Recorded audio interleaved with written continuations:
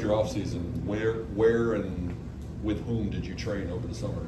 Yeah, so I had to do an internship as part of my degree last year. So I was back home for a few weeks, got to spend some time with family, and then was in Austin for the majority of the time, training with my cousin out there. So got some good work in the off season there. Right, you hear a lot of your teammates talking about lifting and running. What are the goals in a punter's off season training? Yeah, I mean, I lift. I love to lift. It's kind of a fun enjoyment I do. So not a whole lot of running. If I don't have to do it, I won't do it as much as probably the other guys. But no, I stay on top of the lifting and try and punt as much as possible. Like over the summer, that's kind of the main thing you want to do, because it helps build up for camp. You punt a lot of days, so the more you can condition yourself to punt, the better off you are. So you stick to kind of punting a lot in the off season over the summer. How was the first year here for you and just kind of making that adjustment? Yeah, it was good. I loved it. It was such a different kind of transition. The coaching staffs are very great. It's always nice when they've recruited you, they look after you and you feel wanted, which is always nice, especially the way the transfer portal is today. It's kind of nice to fit in, but it was good. Loved it. Came in for camp this time last year and took a few weeks to get used to it. Just obviously not going through a spring ball, so it was nice getting used to that kind of catching snaps, having a rush, and then starting off the season pretty well. And yeah, I was happy with my last year.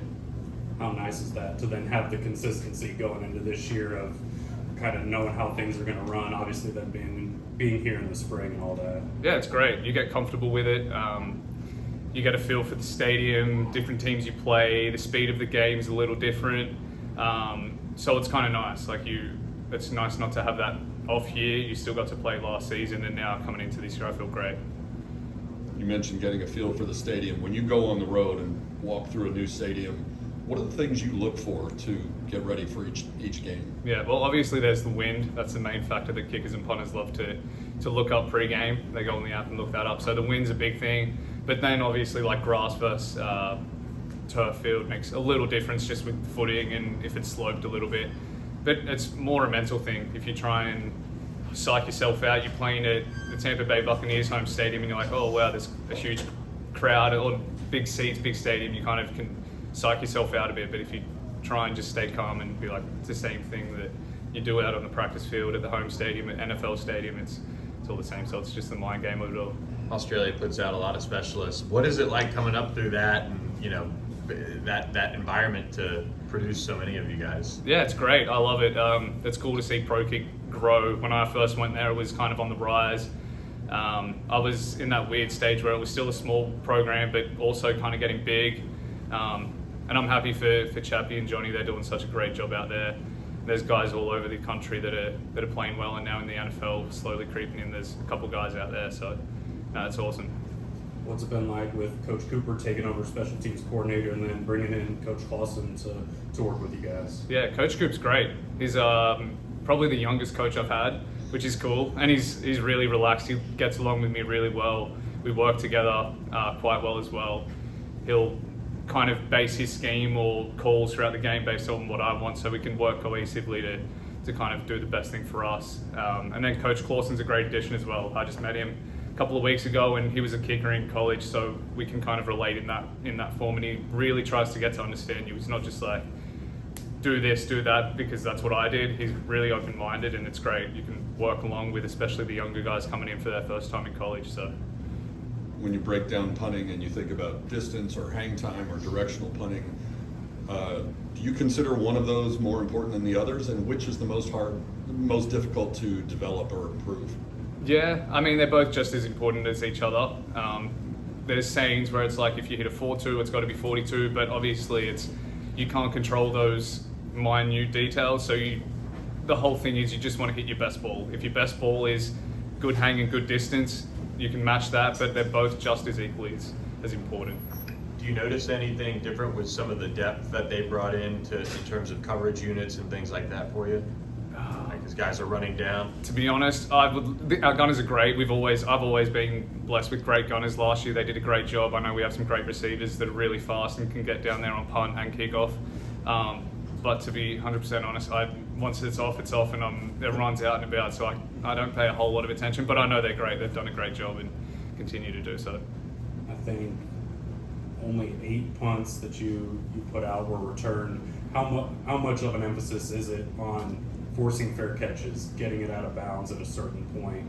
And do you kind of have a number percentage in mind, like a goal for the season of I only want this percent of my kicks returned? Of course, you want 0, obviously, because then it's great for me personally as a statistic standpoint, but it's great for the team. If I have no returns, then the team has no returns, so it's a win-win. But yeah, if you roll out and you can hold the ball a bit longer, it always helps coverage get downfield. But there's no exact number. The more you add to your game and overcomplicate it, the more you get inside your head, and then you'll get down on yourself during the season if you're not matching that number. So it's kind of just go with how you feel and try and punt each ball as good as you can each rep. Do you have the freedom to take off and run, or would that call have to come from the sideline? Nah. Have you ever lobbied the coaches to let you run? I've done a fake in my past, earlier on in my career, but no, I don't know. You're taking a big risk if you're taking off and it's not being called, but it's coming from the sideline if you're taking off or not. Holding for Colin, how much does it help all being back together, the tripod of the kicking game, I guess? Yeah, as a holder, I have the easiest job out there, so I'm sure it's great for Colin. He's I'm sure as a kicker you want consistency, and if its hold changes every time you're out there, it would mess around with you a little bit. But no, we work along great. Will does a great job at snapping, and we get a few days and we're back like that, so that's nice. And he's been hitting the ball well, snapping well, so yeah, it's looking smooth. How much with Will then also snapping to you on punts, how much does that help that he kind of gets in a rhythm of he knows where you want the ball, you're able to kind of work on placement, so there's the little fewest steps for you to get the ball off? Yeah, it's great.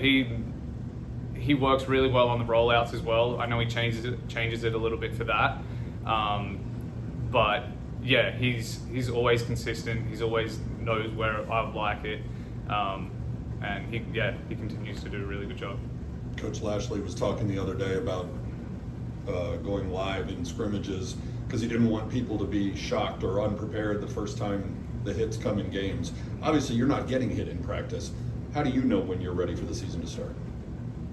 When I'm hitting the ball well, personally. I don't get that physical contact, which is nice, but first week I feel back in the groove, and yeah, if I'm hitting the ball well, I feel ready. I don't want to overcomplicate it. I've said before, if I'm not hitting them well in the warm-ups, I don't freak out.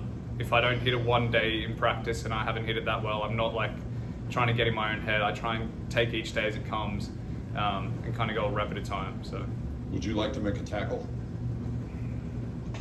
My ego would say yes, but no, not for the team's sake.